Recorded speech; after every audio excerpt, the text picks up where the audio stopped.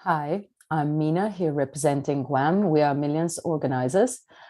This is Art in NFTs, AI and Metaverse panel. Joining us this evening are Luba Elliott, AI art curator, producer and researcher specializing in artificial intelligence in the creative industries.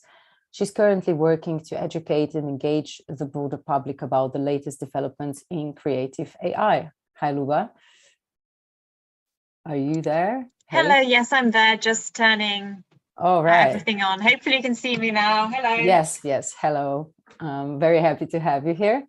And we also have Julian Palach, an artist whose work is dedicated to the visualization and poetic processing of data that we leave behind digitally as well as physically, and that is automatically collected by various actors.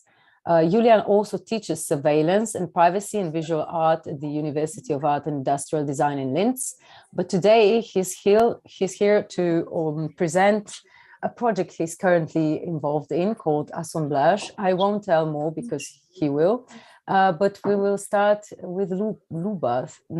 Welcome, Julian. Okay, hi and bye for a moment. Okay. Luba, you're welcome to take over, please. Okay, great. Yeah, so I'll share my screen and then get started. Let me just, All right, so hopefully you can all see my slides now. And in my talk, I'm going to talk about how artists are using AI in their practice, and there will be a little bit about NFT artworks kind of later on as well. And first of all, I'll give you an overview of some of the shows I've curated over the past few years, just so you have an overview of where I'm coming from, right? Because curators also can come from very different backgrounds and perspectives, and that influences a lot the show. And so one of the first shows I did was at the Leverhulme Centre for the Future of Intelligence in 2017 in Cambridge, where I put a lot of this kind of AI art in a very kind of historical 18th century, like Cambridge College Library. And I think that was quite a nice kind of contrast of course, the old and the new.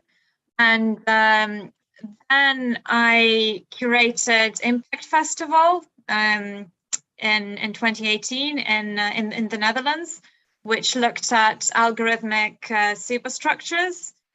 And I think Igor, who kind of brought me to this panel today, he was also one of the participants. And that was, I think, my kind of main involvement with the more critical media art type of thing, because I'm more known for working with the technical community and looking at what all the techie people are making as art.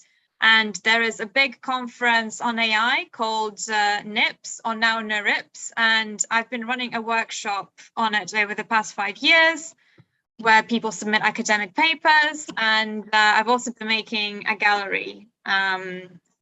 It's got like probably a couple of hundred artworks that were submitted to the workshop over, I think, 4 years, that presented a nice snapshot. And I think I stopped doing the gallery in December 2020. So it's like the pre-NFT kind of era of AI art, because I think NFTs really kind of changed things in a way. And if I were to do an open call for AI art, I think it would be like quite different and maybe like trickier to curate in a way. And there is an exhibition I did on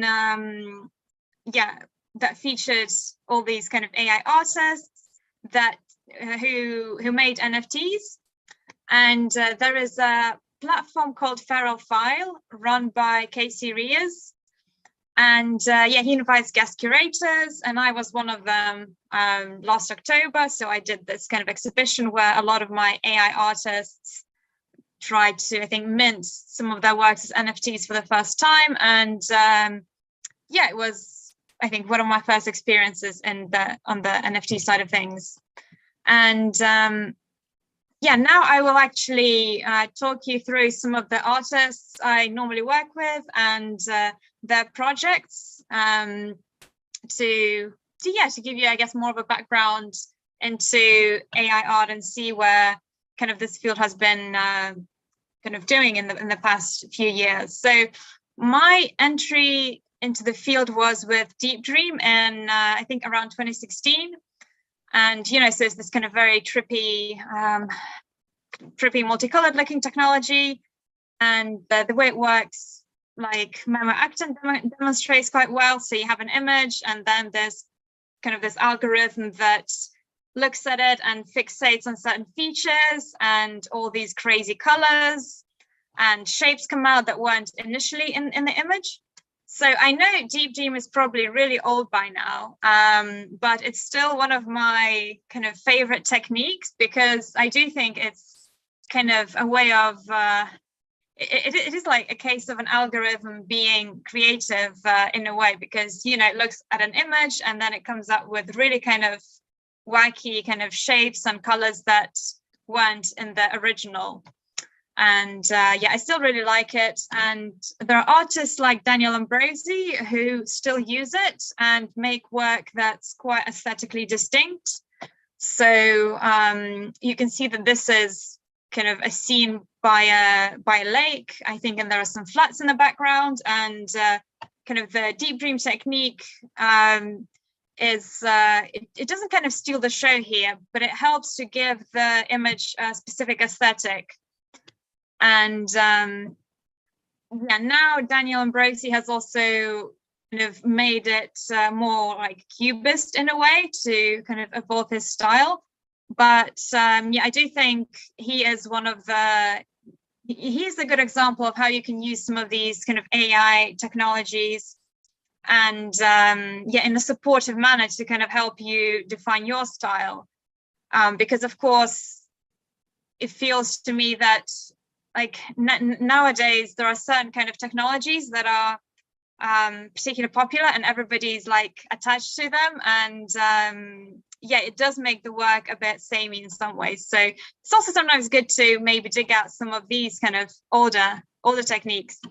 And then there came algorithm of artistic style also, like in 2015, that basically changed an image of this kind of riverside into these styles of different artists like Impressionism and Monk and so on. And I think when I began working in this field, a lot of the people from the technical community thought that this was what AI art was kind of about, that, all the artists were looking to recreate the work of these kind of famous Impressionists. And I think a lot of the technology researchers were trying to develop papers that would optimize and kind of make this kind of algorithm work better, so that when you do have an image, it does make it look much more like, I don't know, the particular Impressionist artist. And but of course, if you look at it from the perspective of the art community, they might be kind of shocked, because of course their goal could be quite different, and they might see something like that as a pastiche, because of course artists today are probably trying to develop their own style, and they don't want to kind of replicate something. And so this technique is still kind of used. There are people like Gene Kogan, who has been applying artistic style to Mona Lisa, and you broaden the definition of style, and I think you can get, more interesting work. So if you kind of think of like Gene Kogan here, he used Google Maps and this calligraphy stuff to make work that is a bit different aesthetically. And Sophia Crespo somehow uses style transfer, I think, by minimizing the content side of the algorithm to kind of generate these beautiful sea creatures. And moving on, then came something called Generative Adversarial Network, or the GAN, and I think it was released in 2014, but it was kind of popular mainly probably from 2016 until now, right? It's still like an incredibly popular image generation tool, and you can see how over the years the image that was generated has improved in quality quite a lot. And I guess this is good from the perspective of technology research, but in some ways I find it a little bit sad, because I much preferred the earlier models of the GAN technology, where there were certain mistakes in the results that were being generated, because they were sort of like more fun and things would turn out to be maybe a bit more unexpected. Whereas now, with the technology being kind of so good, there are kind of fewer ways for you to distinguish yourself if you're not aiming for photorealism.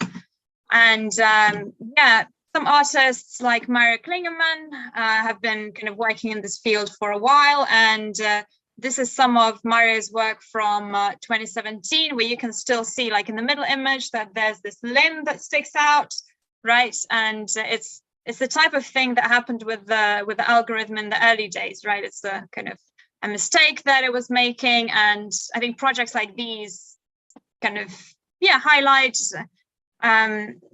that and bring it into this work. And again, this is kind of an example to, I think, to show how high quality the images are now being generated. There's this person does not exist website that has all these like images of people who look very realistic, of course.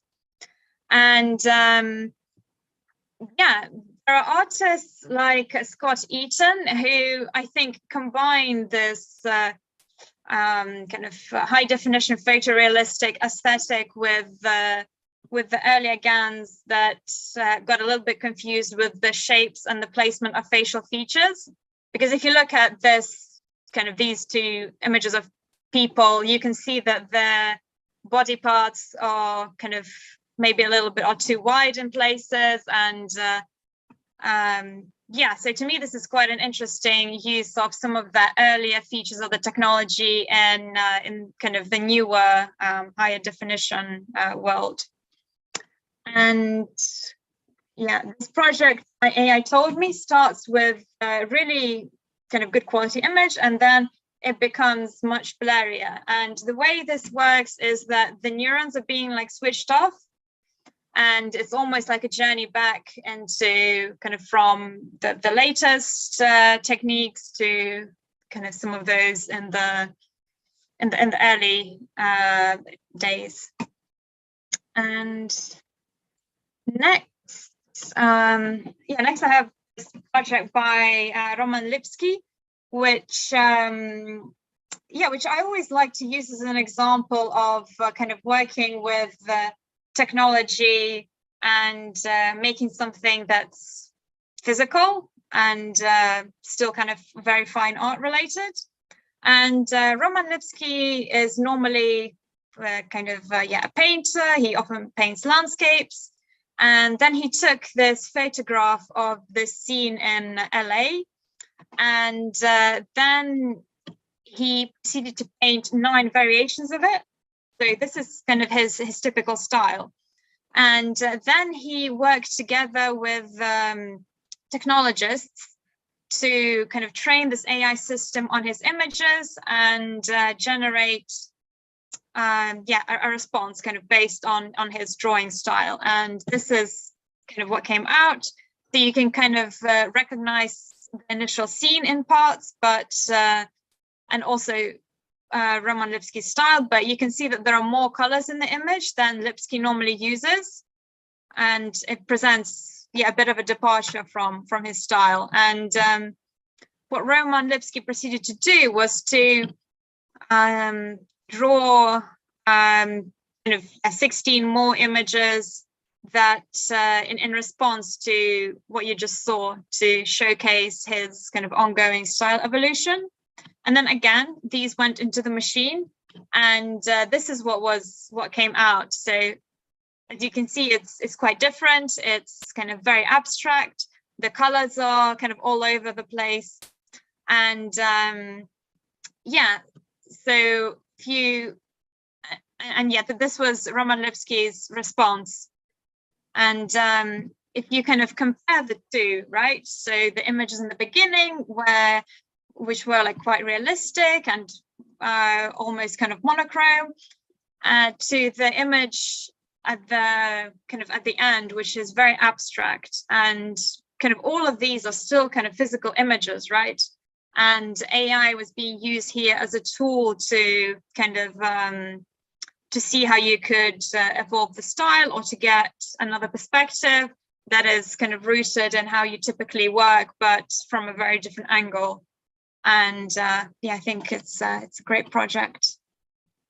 And yeah, Helena Sarin is quite a prolific artist who's been working with GANs and kind of small data sets of her own, I think, drawings, engravings, photographs, and newspaper kind of articles that, you know, she's found.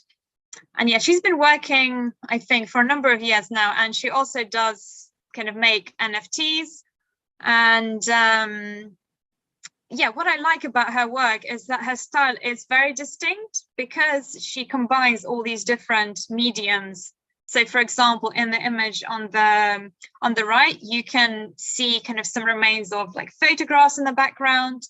Not photographs, I mean newspaper in the background. And then like the flowers are much more like photographs.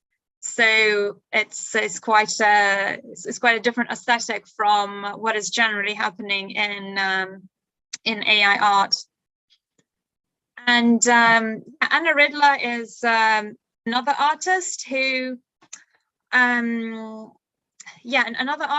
works with data sets. And this is actually a project I commissioned her to do when I was curating Impact Festival. So she came over to the Netherlands and made 10,000 photographs of tulips, which she displays on walls alongside the generation of flowering kind of tulips, which are very beautiful. And kind of by including the data set, she kind of highlights all the human labor that has been involved in the project. And yeah, she also actually made an NFT, or like a blockchain related project, before it was cool, that I really should have put in here, but too bad. But the project was called Bloemenveiling, and it's actually related to these tulips. It's probably based on the same kind of data set. And there were generated tulip images that you could buy, and they would only kind of be live for a certain number of, I think it was days, and then they would kind of be destroyed. Because of course, if you were to buy a real flower, it would only last a certain amount of time before, you know, dying. So yeah, I think Anna Ridler has some really kind of unique concepts and ways of kind of displaying art, to foreground the human and stand out. Yeah, another interesting way of kind of displaying some of this AI art is this work by Jake Elves, which actually was part of my exhibition, Reflections in the Water. And for this work, Jake went to his his, I don't know, place where he spent his childhood, the Essex marshes. And he took lots of photographs of birds. He proceeded to train an AI to generate a lot of kind of images of these birds. And then he placed a screen in this kind of marsh environment. And yeah, there was this kind of, I guess, yeah, digital generated bird that was in the same environment as lots of real birds. And I think, again, that was quite an interesting placement of this, yeah, digital work in a very kind of natural and environment that is not a place where you put screens. And this work is by Scott Kelly and Ben Polkinghorne, and also kind of looks at unusual placement of art. And yeah, so these two artists place these signs with kind of with suggested destinations that you could go to when you've just arrived at this beautiful national park, because of course, like, this is what you would want to do. And it's also, I think, a comment on how everything is kind of being recommended to us when we go shopping online, and the way the internet has such an influence in our lives. But yeah, I really like the way these artists kind of, again, made a work that is quite kind of physical, and sometimes and place it in context where it reduces the enjoyment of the natural kind of environment to highlight like the effect technology sometimes has on us. And yeah, so this project is a sculpture, and it's by Ben Snell. And I think for a while, a lot of kind of AI artists were mainly focusing on image, or, you know, sometimes text and music, but there was kind of not so much focus on sculpture. And of course, now that has changed. But the one project I really like is this one called Dio by Ben Snell. And Ben proceeded to, you know, look at lots of kind of design from antiquity to contemporary, and he generated lots of possible designs. And then he built his computer. So you see he kind of put in this, I don't know, box and destroyed it. And then he made the sculpture out of its ashes. So I think conceptually that is kind of very interesting, and it relates to, I think, the traditions of some artists from the 20th century where, you know, they were destroying their own work. And yeah, it's quite a cool project. And yeah, now I will come closer to, I think, the present times. So DALL-E and Clip came out of OpenAI in January, I think, 2021.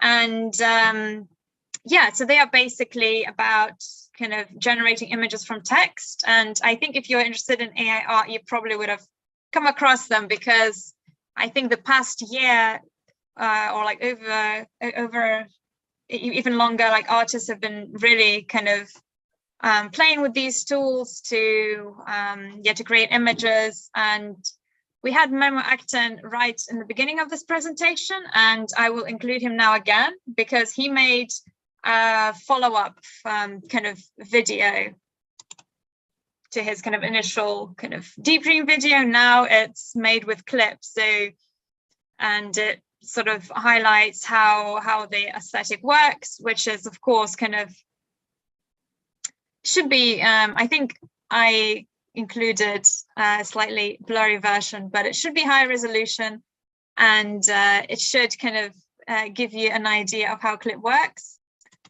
But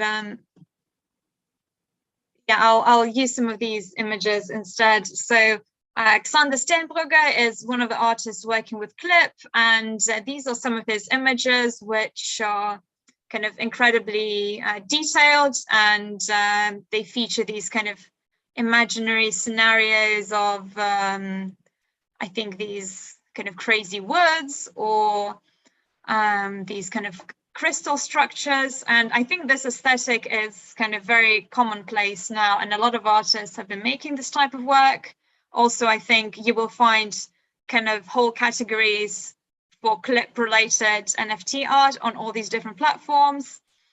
And yeah, so Entangled Others, so Sophia Crespo and Felix McCormick have also been working with clip, and they have, I think, quite an interesting project called, I think, Hybrid Structures, where they kind of try and combine elements from technology and the computer world with the natural world, which is kind of the field that they specialize in. So you can see in the image on the left something that looks like a motherboard, and in the image on the right there is something that looks to me like a Wi-Fi signal, and there is like a fish or something underneath it. So yeah, I hope the fish is not suffering from the Wi-Fi for sure. And now comes Botta, which is a project by Mario Klingemann. I mentioned Mario in the beginning also. And yeah, Botta is this kind of bot that kind of generates art, I think using Clip, and kind of adapts its images based on community feedback. And I think it sold, like it made, I think, I can't remember how many, so in a matter of weeks, it made like over 1 million in sales, which was, I think, great for Mario. And it was kind of a nice, I think, demonstration of how this bot could kind of adapt to community feedback, and how, of course, there was kind of this influence. And yeah, now I will include some projects that look at the face in the fine art context, and are maybe kind of less focused on some of the generative systems. So anyway, there is this project by Maciej Mariański where he pitted, I think, a curve generator, yeah, against some sort of system, and yeah, we got these curves that look like faces. And this was submitted to one of my creativity workshops at the AI conference, and I remember everybody was really excited about it because, you know, there was somebody who was not using GANs or GPT-3 or some kind of very commonplace algorithm. And yeah, it's very kind of simple, different, and elegant.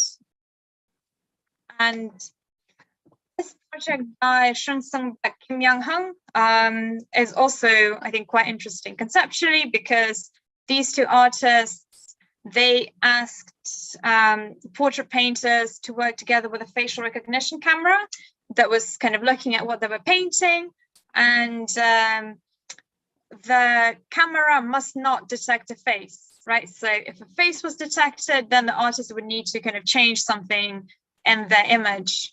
And so the final portraits are not detected as faces. So you can see, for example, on the left, there's this eye that like floats in this random space. And the one on the right, there are kind of different geometrical kind of strokes and circles that are on the face. And yeah, the one on the left here is again, it looks like a geometrical drawing.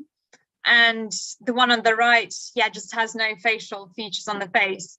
And I think as a human, you would probably recognize some as faces or portraits more than others. And I think it's, yeah, again, it just shows how differently some of these system works.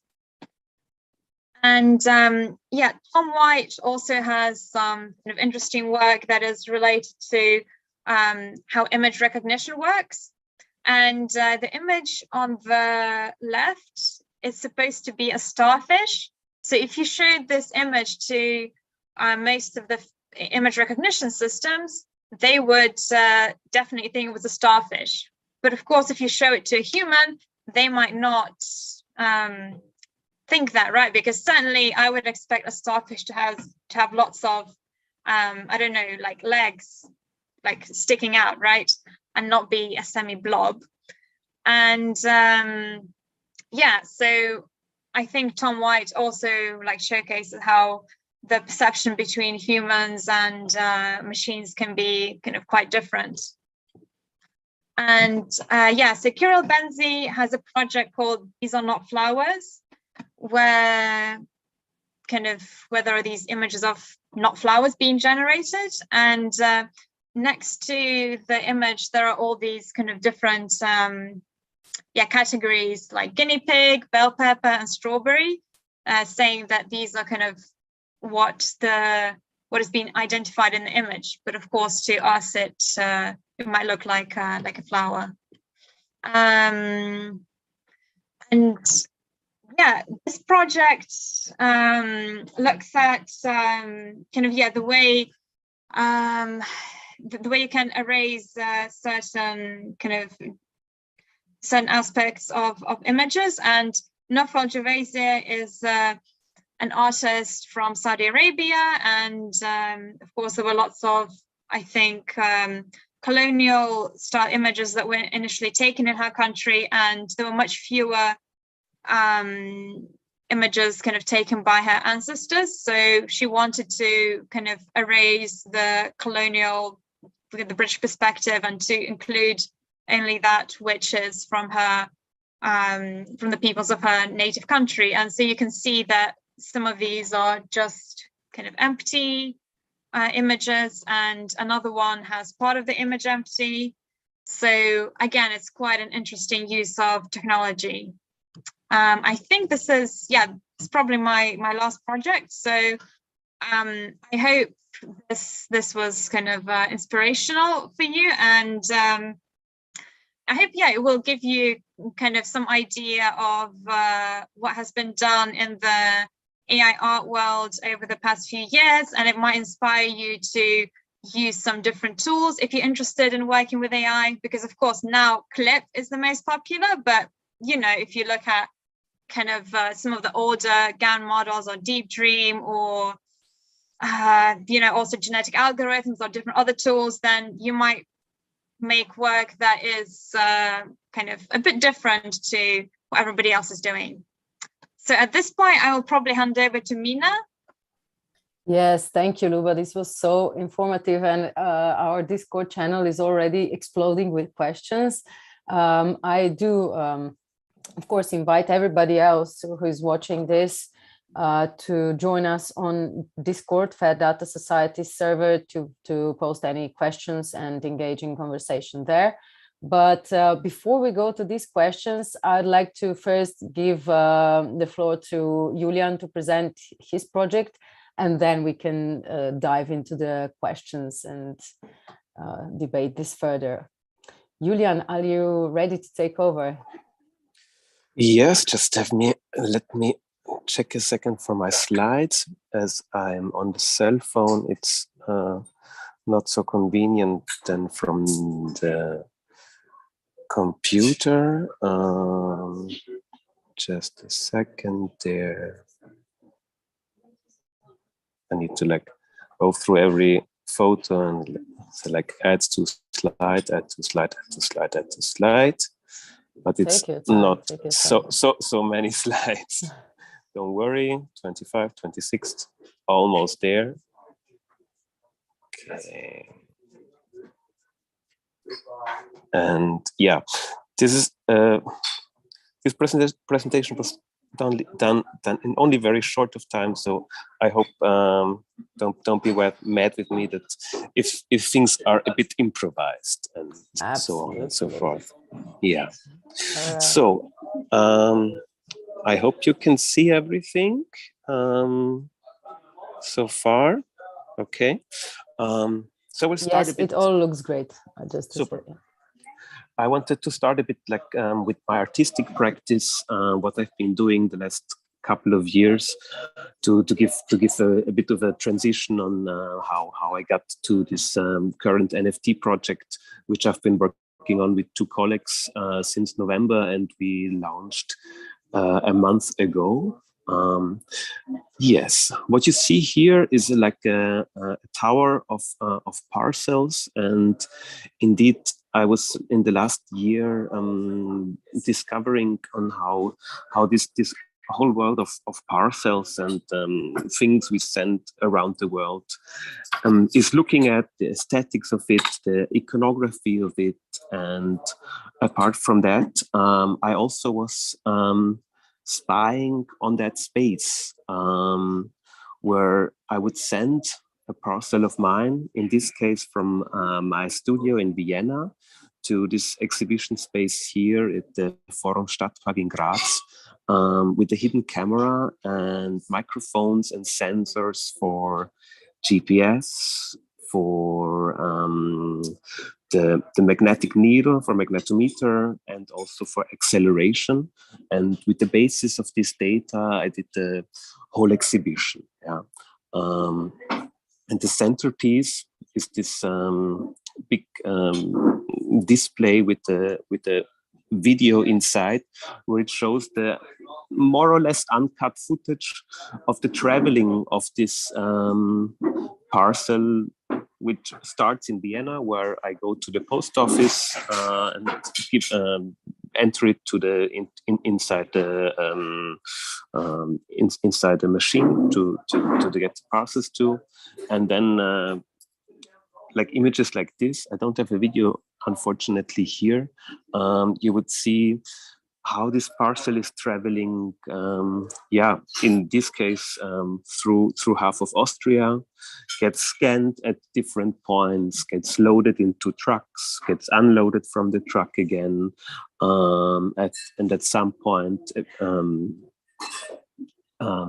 gets to the last destination, where it gets loaded into a smaller truck and handed over to the exhibition space where it was exhibited. Yeah, and I was especially interested in how this space looks like and what the aesthetics of these spaces are, as there are only very, very few persons working inside these facilities, and most of it is done magically by machine hand. Yeah. And also, like I guess like the vastness of this space, and like the flawness also of the machines, how they sort the packages, how they measure them, how they weight them, and so on and so forth. That was very interesting for me in that project, from the visual side, really from what the package is seeing. Also, I was engaging a bit with the iconography of package. What's printed on there. In this case, is I replicated this like in a very big scale onto the exhibition site exterior. For, in this case, keep dry, fragile, and this side up. The icons for that from left to right. And apart from this iconography, I was also interested, like in the metadata. I was collecting, in this case, the acceleration data, so like the vibration, how much vibration the parcel is picking up over time, and also like how the parcel is moving around compared to north. And you can see here like four stripes of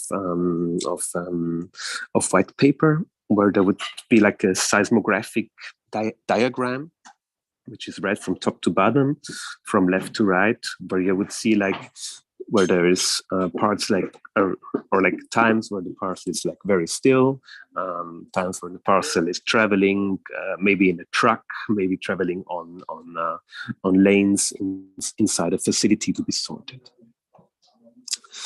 Another project here, what you see is called eavesdroppings, and these are 3 plates of a kind of a very hard foam, which is used to isolate houses. In Austria, it's called Styrodur. Like maybe that's like an international name. I don't know. So on these Styrodur plates, I laser engraved a special pattern, and these are 3 different patterns of 3 different locations in Vienna, where I recorded like the wireless signals over 1 hour of one wireless channel. You know, there's like different wireless channels, and for 1 hour I recorded different wireless signals. And this is a very basic diagram, like going from top to down, it's like different device addresses, and from left to right, it's the kind of packages and their payload, and like the size of this. I don't know if I can like zoom in and you can see it a bit better. I hope you can see it like this.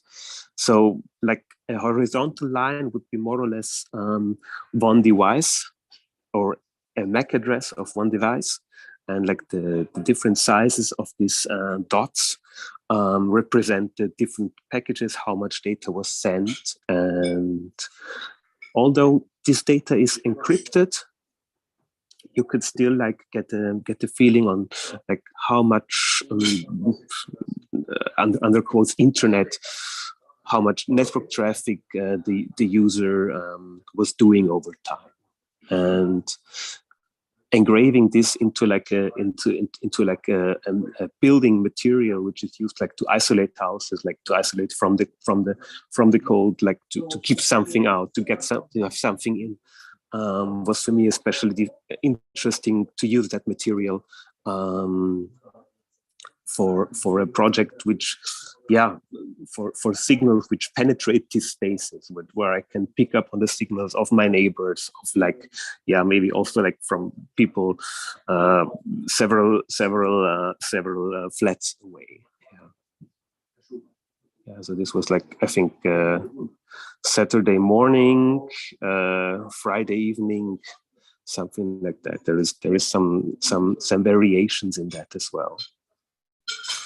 And a bit last project I want to show, like to talk about my practice. It's called Surveillance Studies. It's an open series I'm doing since 2014, where I'm picking up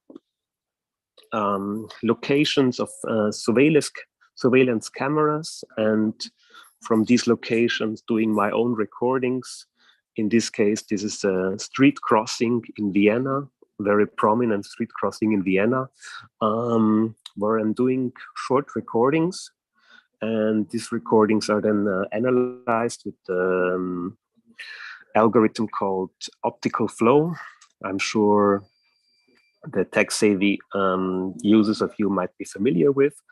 And with this optical flow calculations, I was able like to draw lines in a way to distill movement of cars, of pedestrians, of cyclists, of everything which is moving in that image. So it's like the distilled motion inside that image. And you see like this vertical black line, very strong black line in the center of the image, and this is the result of an error, because like at that line there is a traffic pole, and of course the algorithm is very, very basic. So things traveling behind it and reappearing afterwards, it aren't always properly picked up by the algorithm. And for me, this was very interesting to see that, there is a big difference in how like preliminary computer vision works compared to like maybe neural computer vision works. And I'm also interested in these errors on that part. So this is another one of a. These are a bit. I think these are more pedestrians. You see the uneven movements, and also like here some silhouettes of things which I think this way it's like a column to put posters on, and people walking either behind it or in front of it. So, but let me start with the NFT project, and like also my in a way of a debut on how I got into that space.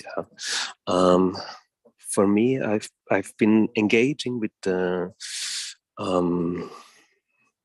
this space, I think, only since October 2021, so like last October, and I think for 1 month or longer, just started to learn how things work, how this whole space is different from the media art space I know pretty well, and also apart from the fine art space, which I know, and how like this how basically communication works, how the community is working, and I started with like my first footsteps in NFT space, where I did some older gen art things of mine, where I minted like a couple of old computer drawings of mine, but then quite soon discovered that making an NFT would be more about making an NFT collection or making an NFT project, and I think I decided on doing it really the hard way, in a way. And I teamed up with a colleague of mine. We had the idea to do an innovative NFT project, or would not be like a profile picture project or a Gen art project or any of their other kinds, which you maybe or may not know, but do something which is really innovative, and do something which also has a link to art history in a way, I would guess. And that's how we came to the Assemblage project. And the Assemblage project finds its roots a bit in the collage and then the expressionist movement, where you would take existing things and redo them, take parts of it, cut them out, and arrange them in a new way. And inside the NFT world, that gave us a lot of a lot of challenges to do. I want to show you like quickly on how what assemblage is and what it's doing. So basically, I'm showing you now examples on the left-hand side in small of more or less very prominent NFTs, and that's what assemblage does. It takes an existing NFT of yours, which you hold in your wallet, and you present it to our algorithm, and it does some kind of a visual remix of it. So it extracts some shapes of it and does like a relocation of it. And it can do that with every image, every NFT, and the results, as you can see, are very different, but also like have a strong reference to the original image. These are like now some more or less prominent NFTs, or projects,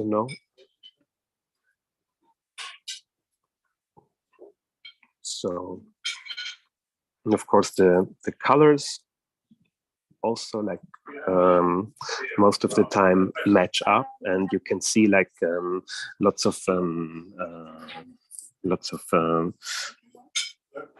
elements from the original picture being like scaled, rotated, and repositioned. And according to the original project, the assemblage, which is done by our algorithm. Also, like if I'm saying us, so me, that's Julian Palac in the NFT world. I go by the name of Dreher, and a friend of mine who goes by the name of Formive, a colleague which I know from the visual art world from Vienna. So, and you can see like it deconstructs the image, and according to the original image, it finds its own style in a way. Yeah. So, Toad's project. Yeah.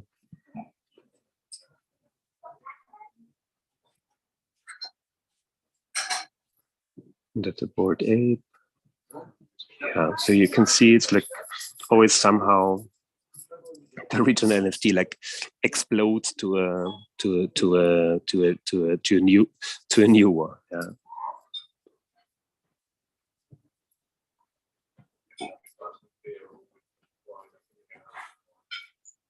So CryptoPunk. UNICEF project. Yes. So I think you get like the overall idea on what it's doing, like maybe on a way on how it's doing it. Yeah. And yeah, for me, like I was programming that whole project, or like the 4 different pillars of that project, which was the front end. Okay, I'm just going through the gallery, then I'll continue with the presentation. So I think you get it. Yes. So this is a screenshot of the minting page. And as I was saying before, Assemblage is not an ordinary NFT project. We don't have trades, and basically to mint an NFT of ours, you needed to present it with an NFT you already own. And so that means for our case, we did need a customized front end where the user can mint a token in an interactive way, so that it's like listing the tokens he or she is already owning in his wallets. So we did need a customized front end to go along with a customized smart contract, where the mint functionality takes a source token address and a source token ID. I will get more into that later.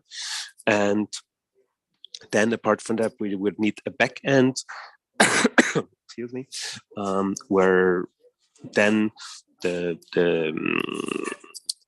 actual assemblaging is done, where the backend connects to the smart contract, where we can like generate the tokens based on the data the smart contract gives us. Yeah. So this is the minting page. You just click on that, and afterwards you get connected, and you have all the tokens you own in your wallet. And this was already the first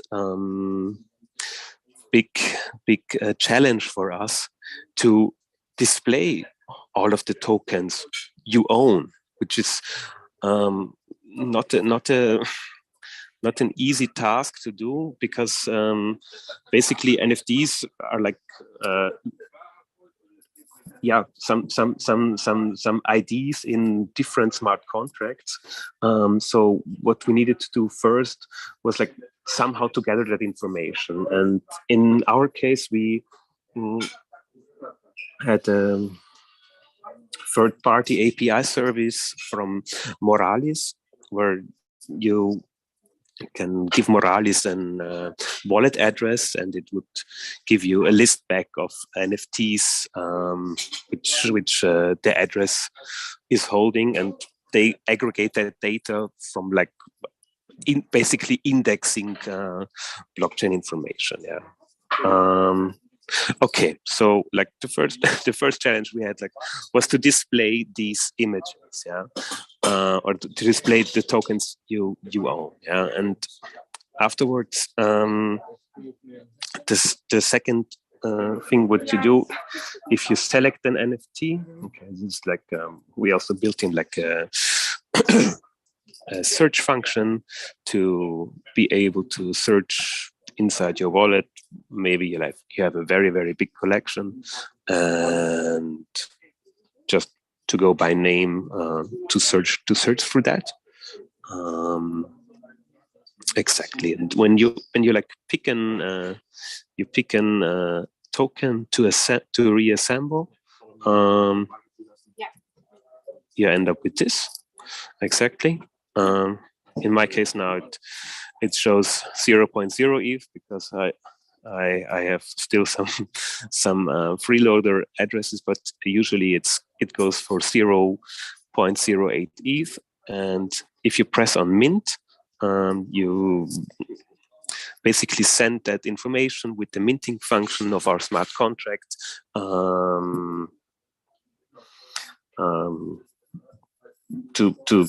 to mint it, and then the backend takes over and does the assemblaging of the token you selected. Yeah. Apart from that, we also are offering like a printing functionality where you can take the assemblages which you did on our site and have it like printed and shipped to your home in 3 different sizes with different frame colors. So yes, so far so good. I wanted to just now briefly get into on how the algorithm, the actual drawing algorithm works, as this may be interesting to you as well. For like, yes, yeah. Please do. Sorry to jump in, but yeah, please do. For like, how do we get like from that small picture to the big one? Yeah. So okay. I'm sorry if it's very loud here. I'm in a restaurant at the moment in Bruges. I'm on the road, and it was very, very short scheduled. And yeah, sorry if it's louder. You can't hear me. Please say something if so. So how the drawing algorithm works. It's actually great connection. I think you're very you can be heard nicely. So just continue, please. Super. Thank you so much. So what the algorithm actually does, it takes a picture. No, that's not correct. What the backend does, it gets an address and the ID of the source token. So basically, like NFTs are like there are different standards, ERC 721, ERC 20, where you would always have like an address of the smart contract of the token, and then token ID. Yeah, and this was another very, very big challenge of ours. Like with these 2 informations to get the actual image. Yeah, which you could think like it could be very easy, like because this is a standardized standardized thing. It turned out to be really a big kind of horror. Yeah, because with this information you would get the metadata of the token, but how the image is stored, on how different projects are trying on storing it. Some are doing it really on-chain and encode the image in various ways. We had to do a whole parser and a whole like grabber to get the actual high-res picture of an NFT. But let's say somehow we ended up doing that well, doing our homework well, and like doing a lot of like also like legacy cases where CryptoPunks don't have it in their smart contracts at all, like to show an actual picture. And so we came up with various ways to reliably get the image of a token. So we end up of an image. In this case, it's like, for example, this smiley with the black sunglasses. So what the first thing we do is we do a color quantization. Just like we're reducing the amount of colors the image has in an intelligent way. So we are reducing it to the maximum of 16 colors. And in the case of our smiley, the gradients get their own get thresholded and get into different segments. And we end up with a color palette with a maximum of 16 colors, and then we repeat with every single color process of so-called portraits, which is doing basically what you maybe know from Illustrator. In German, it's called Nachzeichnen, trace mapping. In like the open source world, the first program was called Portraits, and this case we're doing a portraits of every single color. So we end up with a vectorized independent resolution independent version of the source token, which is already a bit simplified, because like we don't have the gradients like before anymore, but it's still like very much resembling the original token. And after that, we end up with lots of different shapes, with different forms. And from these different forms, we have like some ways to select a maximum of 80 shapes, which we then reposition on the screen, which we rotate, which we scale. And this is done randomly, but then with a seeded random, which means like if we would redo that, that sequence, that small program, that script, we would end up with the same randomness. And you know what you see now here from the smiley and all its shapes. These shapes get selected, get also reordered. That bigger shapes are in the background, smaller shapes are in the foreground, and a lot of them are sorted out, and we end up with a maximum of, I think, like 60 or 80. And from that, we do like also an image comparison as well, which is like a second image you can get in the metadata of the assemblage token, to show like a side-by-side view with the original token, and also write the metadata for the token, where in the metadata you can see also like the source token information. And that's about it on what assemblage is technically. I hope I didn't get too caught up in the details now. And that's it from my presentation part. No, it was wonderful. Wait, let us get back. Also, Luba, I invite you back in. Just a quick first question to you, Julian. So is this image that it's reassembled? Is it always the same? So if you do another mint with the same existing NFT, do you get the same assemblage, or would it reshuffle it differently every time? you couldn't do a second assemblage of a token. So that's what we had programmed into our smart contract.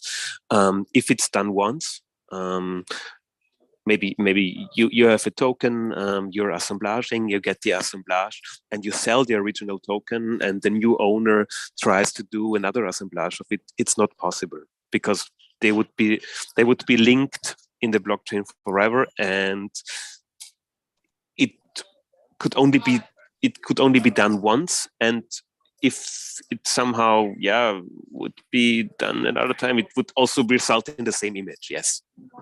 Mm-hmm. But how so there is for say, let's say for whatever a kitty or a CryptoPunk or whatever other NFT, there only is one possible assemblage to exist. Exactly, like for every token out there in the, I mean our project is based on Ethereum blockchain. For every token on the Ethereum blockchain, you could do it once, not for a project, but for a single token. Yeah. Mm-hmm, mm-hmm. Yeah.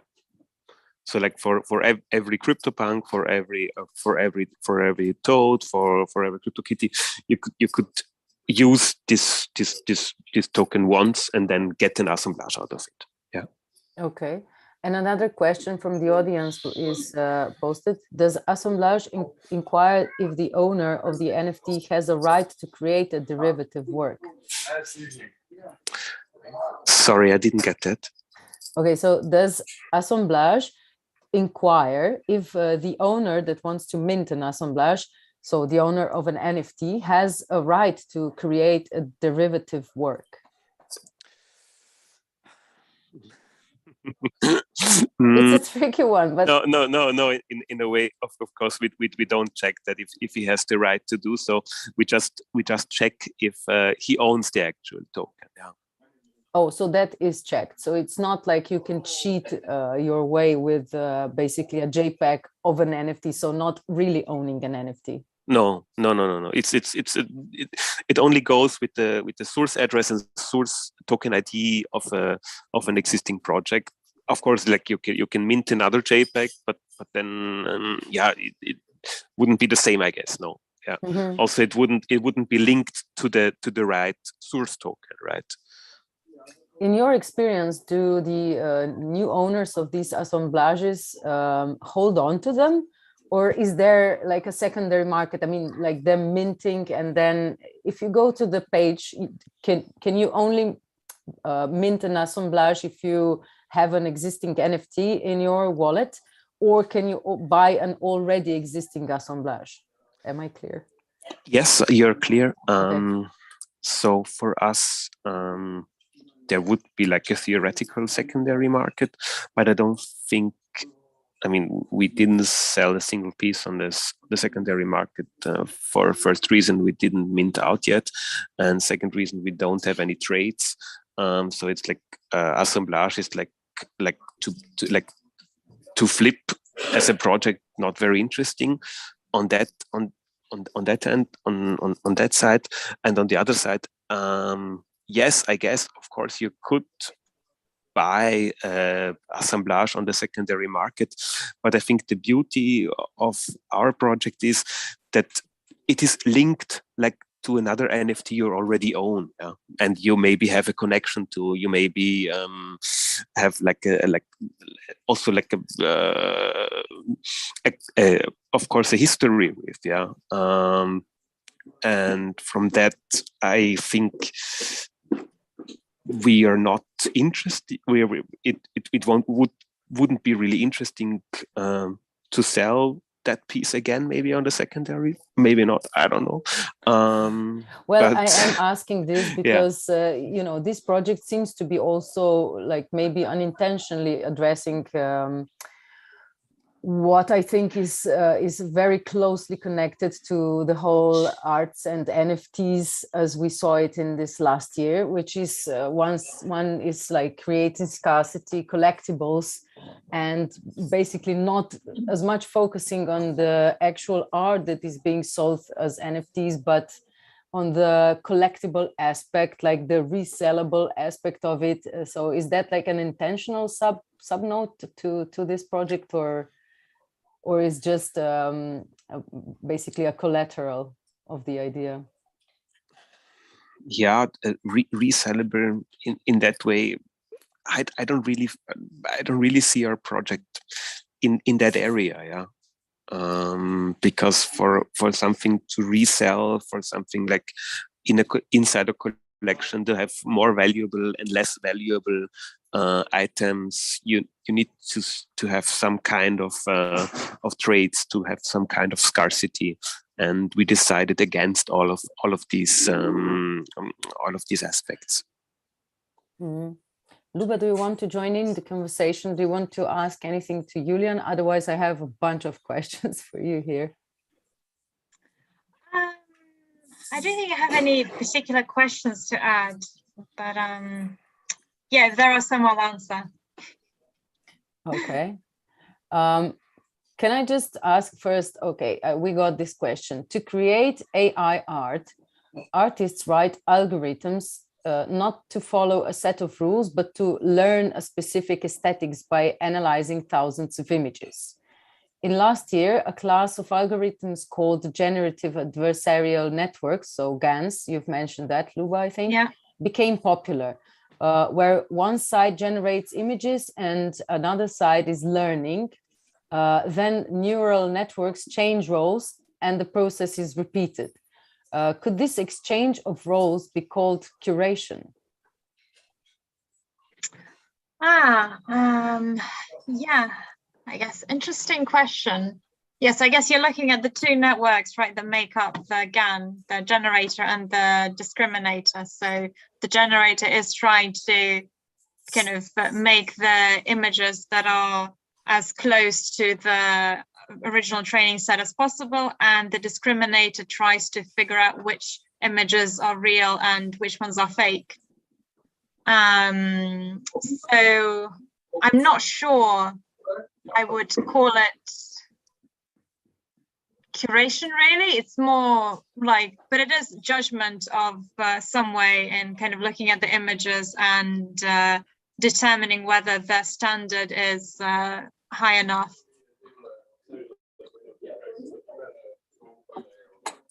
I guess that would answer it. Julian, would you like to add something to it?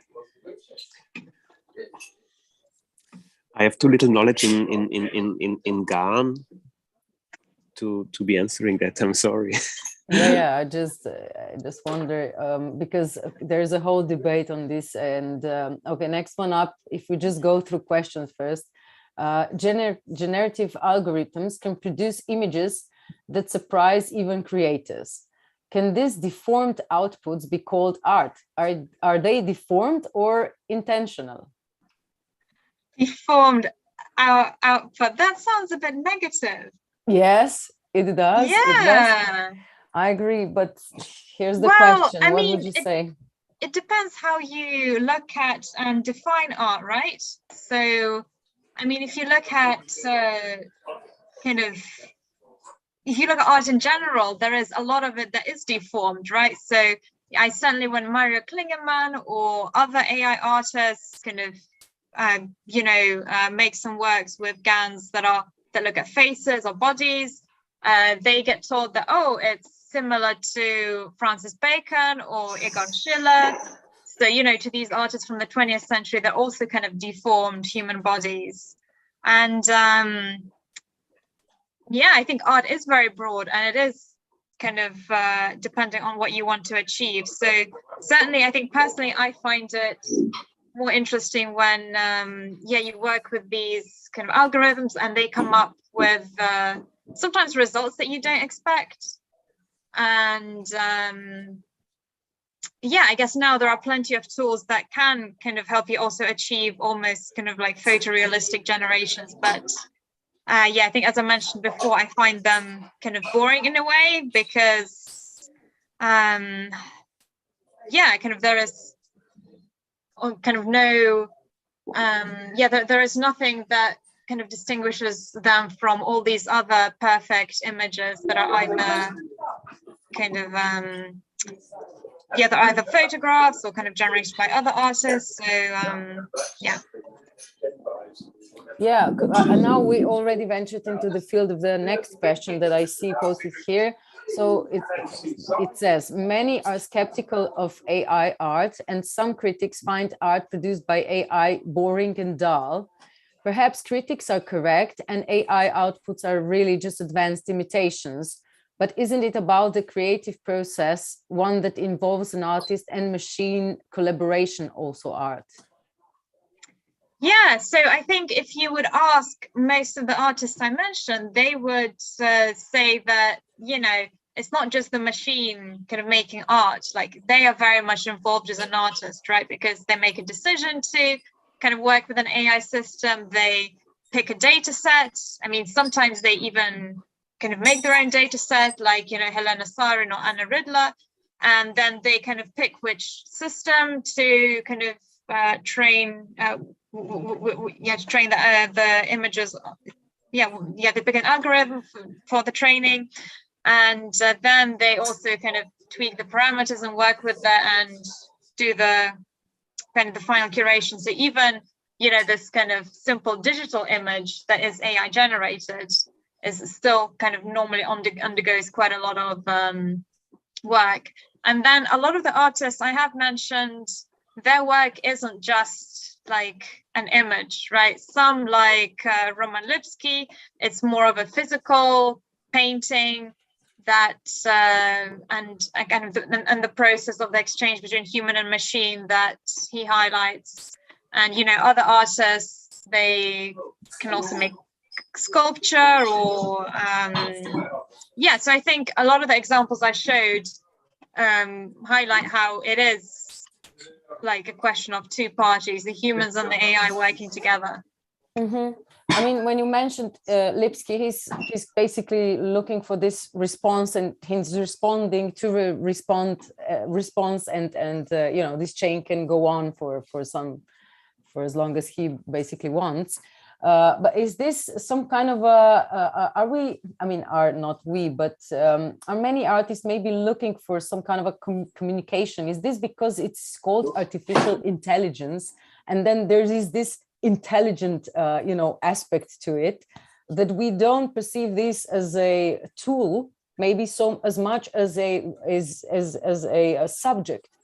I wouldn't really call it an intelligent subject, but the subject with whom we interact or look for some kind of a communication in the process of creating art.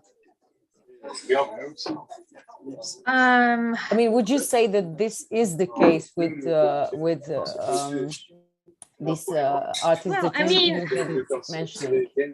I think, AI is like a broad and loose term, and some artists might refer to the tools they use more as machine learning or deep learning or neural networks. So they see it as more of a technology that they work with. And I think there is a subset of artists who think of it as AI, as, you know, the artificial intelligence. I mean, I know that nobody is really mistaking it for a counterparty to actually talk to, but I think that there is a bit of this playfulness around the fact that it's supposedly intelligent and can do things based on your feed, basically. So does this maybe give it a status of something other than a technological tool? Well, I think it depends on the kind of individual artist's perspective and also the particular tool you use. And because, I think some artists would think of it definitely as a creative partner. Others would, liken it definitely much more to a tool. Because, for instance, also, Julian, we had last week a talk with Kevin McCoy and Vuk Ćosić, which are like two digital art pioneers, and Kevin also is now, ventured successfully in the NFTs and art, and he basically did the first ever mint. And there was this talk about, from how and if already, do we perceive NFTs as something beyond the so-called, JPEG packages, that it's like just an extension of, or like basically giving something that physically exists, a certificate on chain, and these use cases that we've seen throughout the last year. And now it so looks like, and what you've presented definitely stands out in that sense, we're going to another level. So using the existing technology to actually kind of take an NFT or blockchain as a I wouldn't call it a canvas, but you know what I mean, as a material on which and with which to build. As an I mean, is this what initially led you to, because you said you wanted to go the hard way into the NFTs? Yes. I mean, of course, there is then a difference, as if our project would be like only on chain, would be like only programmed and live only out of our smart contract. In that case, only a part of our contract, only a part of our project is on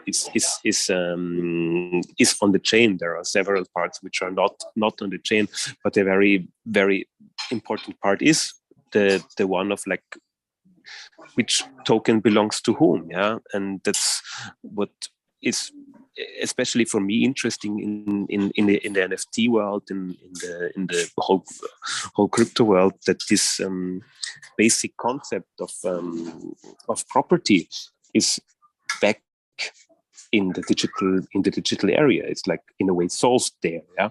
And we are with the assemblage project. I think it was interesting to reference some existing ownership, some existing thing which is like owned by somebody, and link that to the token we are creating. Yeah. Mm. To answer maybe like one of the questions you've posed before, I think like it always gets complicated, like if the creative mandate of an artwork is like shared with a machine or shared with an algorithm, and like this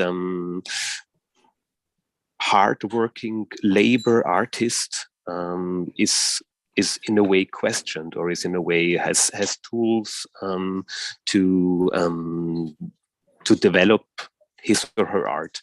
And I think this is like originating from a very, very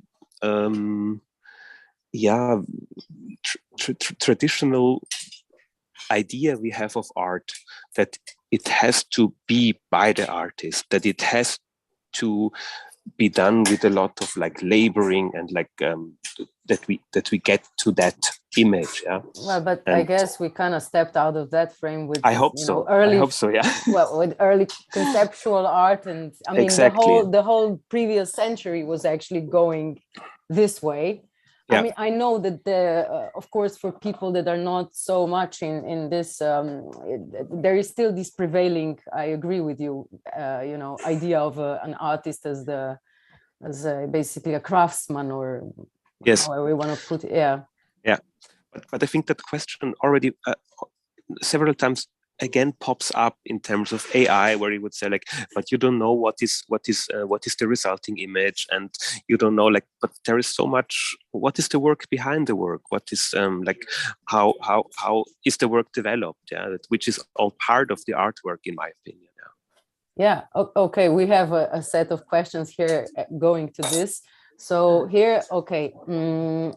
Does AI understand consent of the subject? By pointing to the AI as the culprit, does the artist avoid the issue?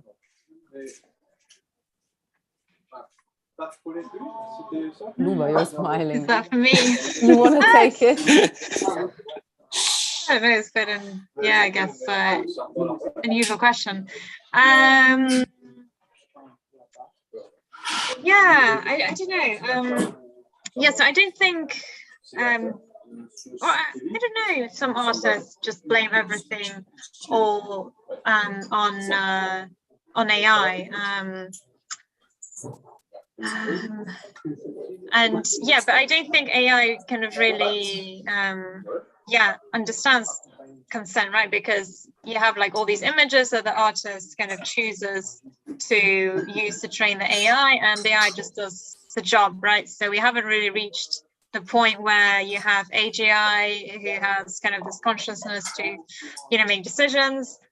But yeah, I think when artists kind of talk to like the public about the work, it is like sometimes convenient to blame any decision on AI as a tool, because I think often in popular culture AI is kind of being portrayed as being more intelligent than it actually is right now. Okay. I have another one. These are all very, okay, it's quite tough questions. Will new artists, or let's say AI artists, seek to make their works appealing by rejecting existing forms, subjects, and styles that the public has become accustomed to? Well, I guess as an artist, yeah, you should be doing something new, right? So if you kind of start working with Deep Dream or GAN, and you kind of make work which is kind of very similar to that what the artists have been doing years ago, and there is no kind of strong concept or kind of reason as to what you're doing, then yeah, I guess the public might not find it so interesting.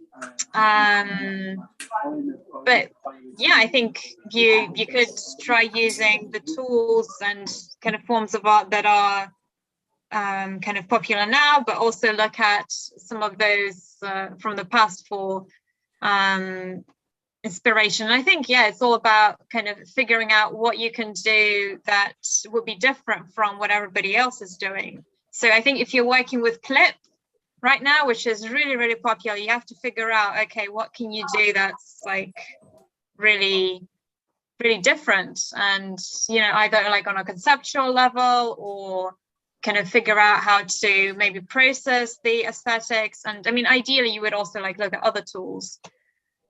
So are these, Julian, maybe more for you, are these tools used? I mean, is an artist supposed to approach to become basically also a programmer to some extent? Or do you look for collaborations from the so-called developers pool or circles? How does this work? I mean, is it becoming necessary for an artist to connect with more, coders or crypticians or whatever? Yeah, it's a very good. Yeah. Wrong term. Yeah, but you know what I mean. Yes. Yeah, I think that depends on the artist. So many artists are like shuffling between like only like getting some other people to do it, because they only are more interested in like developing the concept behind it, only in developing the idea. In my case, for me, it was always like necessary in a way. Maybe also like even I was stubborn with that I wanted always to do it myself and always to learn a new language, maybe learn a new tool. Also for assemblage, I did, I think 90% of the programming myself.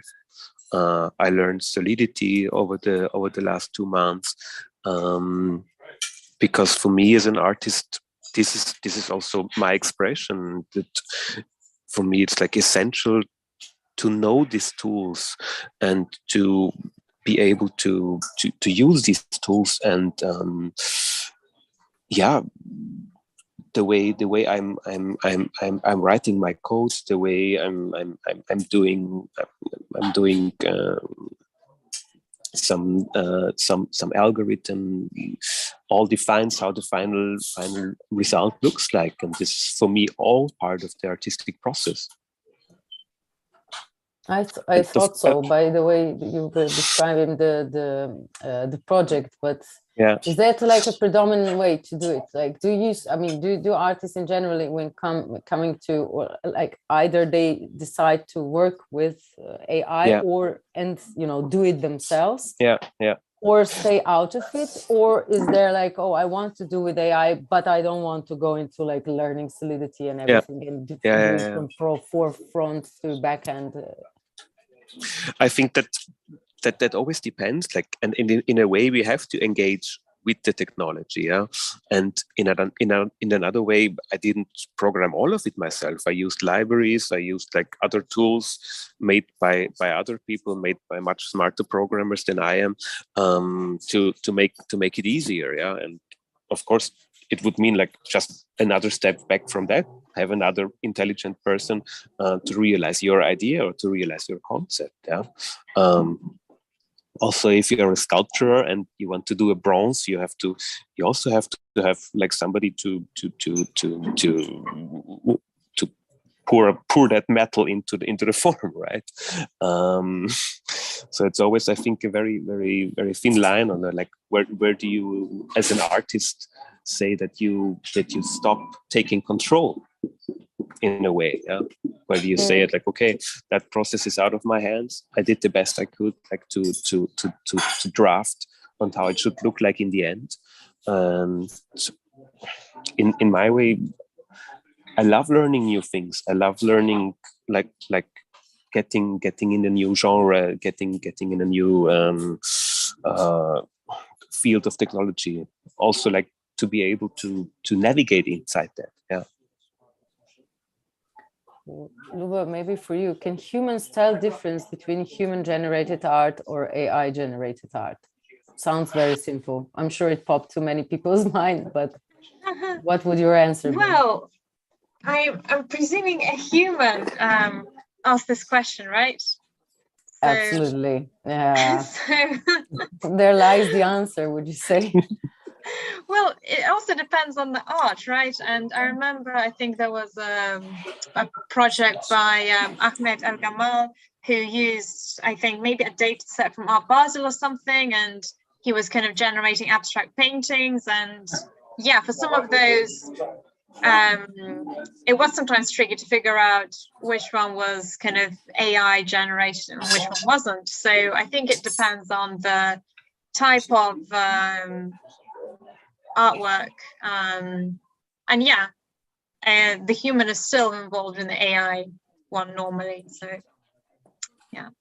yeah, I mean, by choosing a certain algorithm, and the feed basically is still there from human side, right? Yeah. Okay, maybe the final question: will the AI artists be the architects of the metaverse experience?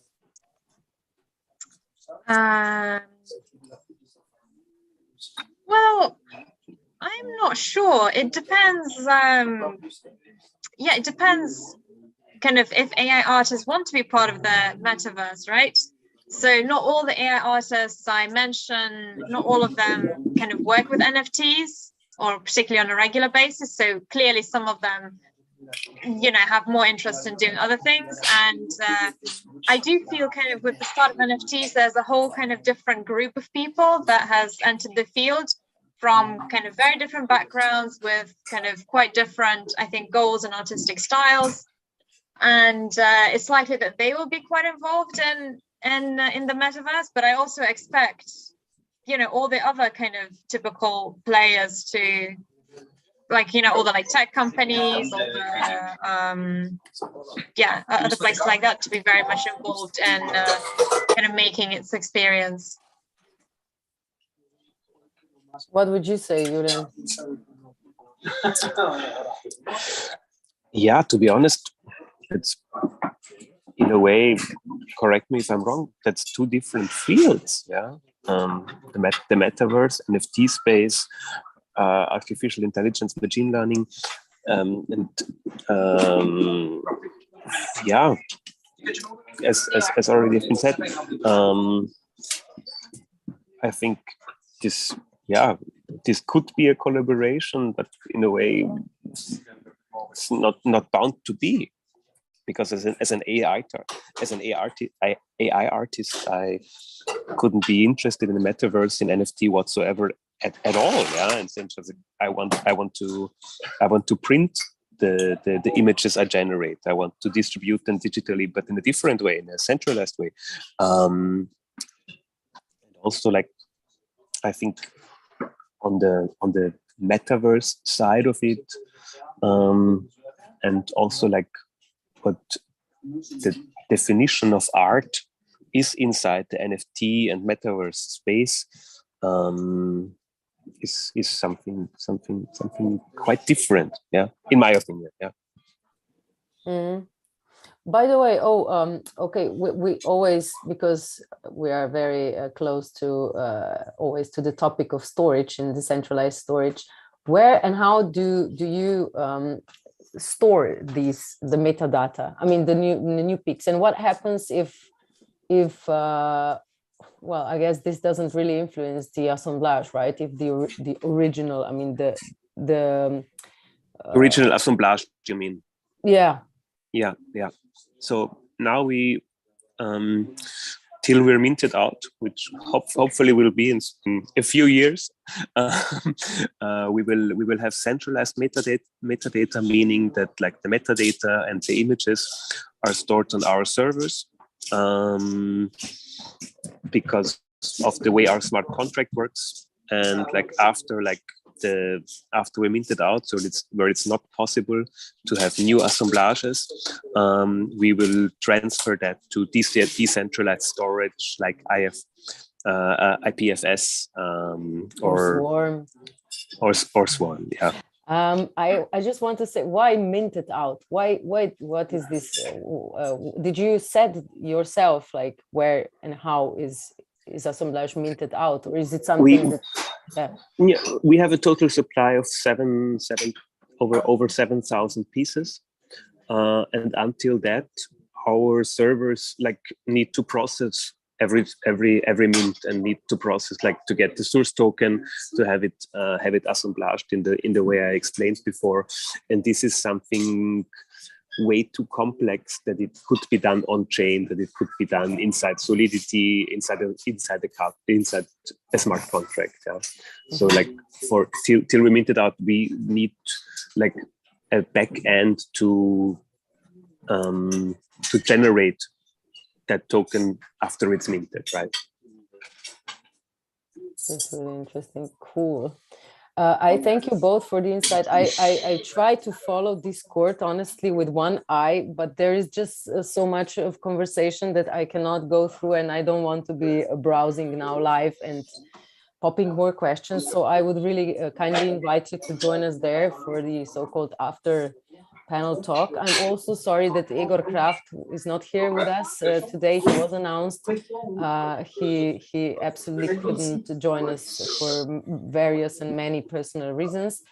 He has a very interesting project called Content and Web Studies out that I kind of hoped that he would talk about, because this is also he's merging classical antiquity with artificial intelligence, so this would be right up our main topic of the day. But I hope he'll present that some other time, some other occasion. And yes, I hope to see you there. And I thank you both for coming and sharing. Thank you so much for the invitation. Yes, thank you.